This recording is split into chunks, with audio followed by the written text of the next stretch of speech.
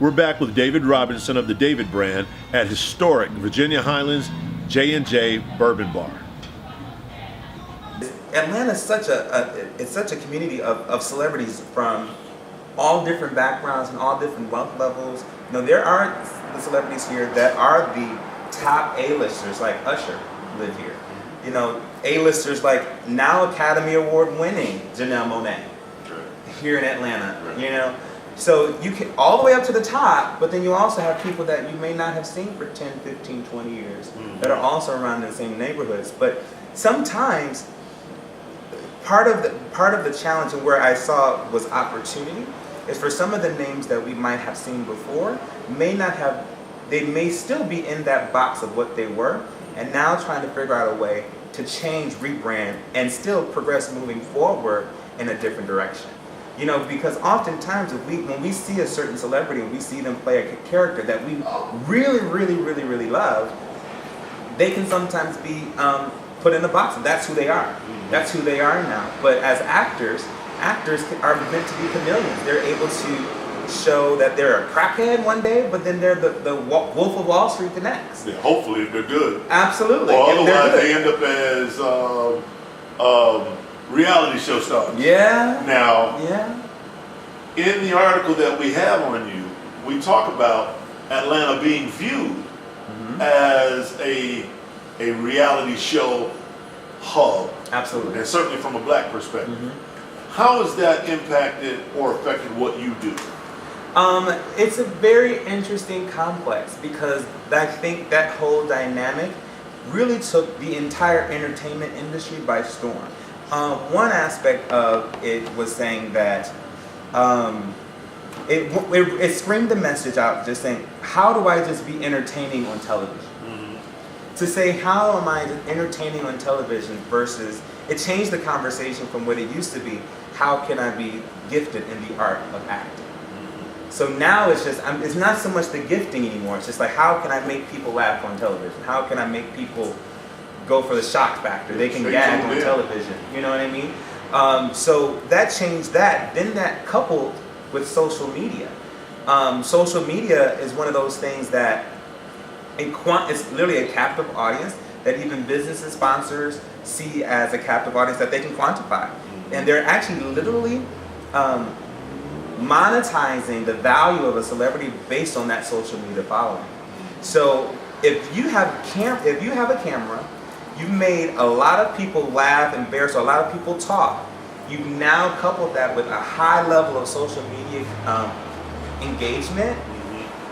That today has now qualified you as a celebrity, which is interesting because there are a lot of talented celebrities that have studied the craft of acting that may not have the highest number of social media following, but they've learned the skill set. So now the conversation has changed, and you see this in different forums and different meetings of saying, and you know, even during the conversation of the Oscars So White thing that Jada Pinkett started, there's the conversation even amongst actors and celebrities of saying, I joined the business because I like to act. I did not join the business because I needed an Oscar. I did not join the business because I needed to be famous. Right. So now it's become that dividing line of figuring out what is the motive for what it is that we're doing. So there's a basis of people that are really true to the art form. Now there's a basis of people that are true to social media engagement and making that money in a sense. Now, understanding that those dynamics, is it fair in your view to call Atlanta Black Hollywood, because it is number 3 in the nation for TV and film production and number 5 in the world? So does that qualify and quantify what needs to be said to call Atlanta Black Hollywood? I would say that there's Black Hollywood not only just because of the reality shows, but there are tons of other actors and tons of other actors, singers, athletes, all sorts of different people that live in Atlanta. So you have people like Shaquille O'Neal has a house here. Queen Latifah has a house here. There is still a Black Hollywood aspect, and those aren't necessarily all reality stars. These are people that actually have talent, that are singing, that as well. What is the biggest challenge you have in your industry? I think the biggest challenge is probably time management and organization. Those are things that are necessary and can also be challenging. Mm-hmm. You know, it's interesting. You find, and you have to work around it. You have to work around it. Whereas I have some clients that are spot on. If I tell them this time, they're there at that time. I have some clients that I can anticipate 15, 20 minutes. I have some clients an hour, 2 hours, 3 hours. Right. So imagine scheduling a 10 a.m. photo shoot. They don't show up till 1 a.m. Yeah, if you're not Barack, Jesus, or Oprah, I'm not there 8 hours later. Listen, I hear about it happening all too often, and then we get stuck with the brunt work. All right, so being an agent of sorts. A little different. Right, Mm-hmm. being an agent of sorts, because you wear different hats depending on the client. Sure. But how have you learned to manage these personalities and these issues as you come up? I think one of the best pieces of advice that I've learned in that is how to manage my own emotions. Mm-hmm. The more I can be a chameleon, the more I can be like water that can be changed into anything to fit any size, Just flow. the better I am. Mm-hmm. So I am understanding, you know, there's no client is created equal. You know, men are different from women, but then even within that, each different client is different. They have different personalities. They have different experiences. They have different levels of optimism on the industry. Some clients you work with that are excited about wanting to get out there and do more. There are some clients that's like, I've seen it, I've had it, I've been burned by it, but I understand it's my job. Right. Who are some of the clients that you have currently, and who are some of the clients that you work with? So I currently, right now, the main, I guess I should say six. Six that I represent right now are Latavia Roberson. She was an original member of Destiny's Child. Dave came through and he came through for me. He's done things. I've done the Trumpet Awards. I've done the BMI Awards. I do several things around Atlanta. I do, you know, all kind of magazine covers and everything like that. So it's been amazing for me, and I'm definitely very grateful. Do you feel as though you're working with a friend? Yes, I do. But then let me tell you something. There's something to me like I've had that done, and sometimes that does not go the way that it is supposed to go. Absolutely. And so we do it, and we deal with each other in a way that we are supposed to do it. And I feel like it works. We've done quite a bit. We've done, you know, she talked about it. She's done 2 magazine covers so far. She's also, remember we did CBS, and we've done Fox. Yes, Fox. I was about It was to say. 5 o'clock in the morning, we had to get up for that. She did something with T.C. Carson not too long ago, is that right? Yep. She was the host for, it was Hammond's House Museum. It's an African-American museum here in Atlanta. Yep, and so she was the host. Soul Train Line. Yep, we did. It was a Soul Train Line, absolutely. Yep, so we've done, and she was a presenter for the Rice Awards. Yes. Yep, and then she's got the Steeple Awards coming up also. So you've been a busy girl. Yeah. Yes. All right. There's a project of some filming opportunities there that are coming up in the pipeline. And then also she's been in the studio lately. So that's exciting. And a lot of people have been really wanting to hear her back in the studio. They have no idea. It's going to be exciting. So, all right. And then also she's got a book of her life coming up. Oh, beautiful. I'm an author now. Okay. Yeah. Terry J. Vaughn, who was on the Steve Harvey Show and was on Daddy's Little Girls and Meet the Browns on TBS. And It was Alizé. yeah, absolutely. Right. I also represent T.C. Carson from the TV show Living Single. Yeah. Yes, absolutely. Right. Power bar. Right. Yeah. I also represent Trina Braxton from Braxton Family Values, Okay. sister of Tony and Tamar Braxton, That's right. and owner of the Bar Chicks over in Duluth. And then I also have a couple upcoming actors that I work with.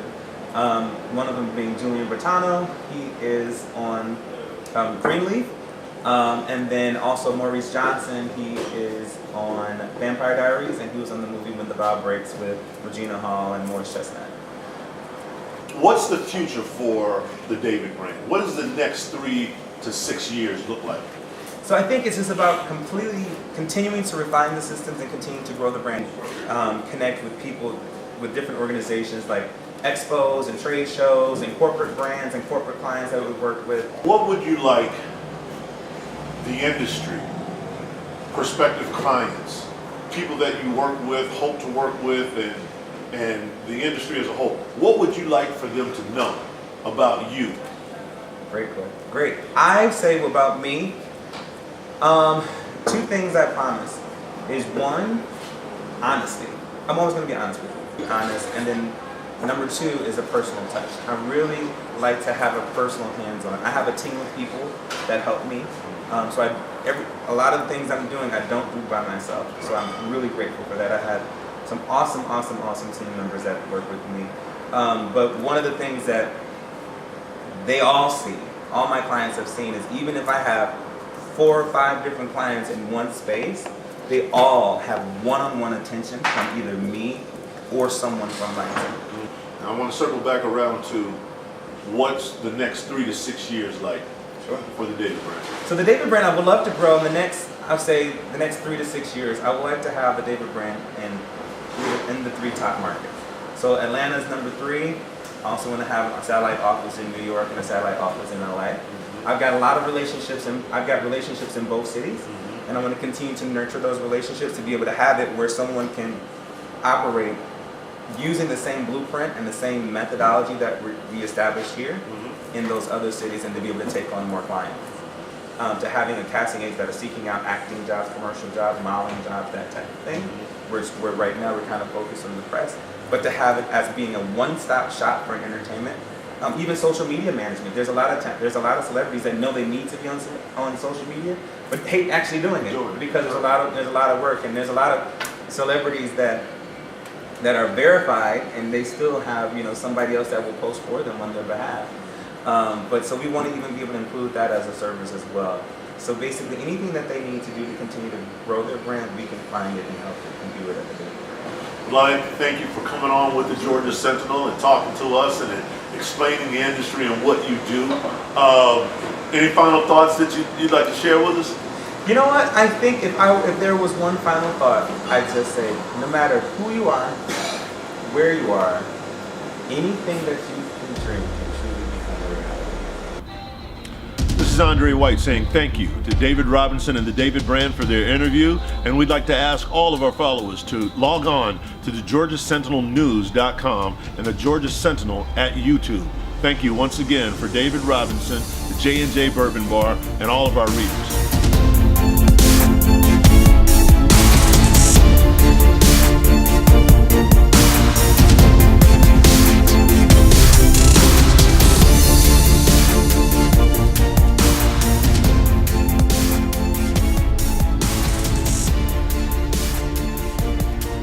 Hi, this is Andre White of the Georgia Sentinel. Keep rolling, Yep. We're still rolling. Take 2. This is Andre White, publisher of the Georgia Sentinel. Recently, we had an opportunity to sit down with David Robinson of the David brand and discuss his agency and its future in the entertainment. Still rolling. We're back.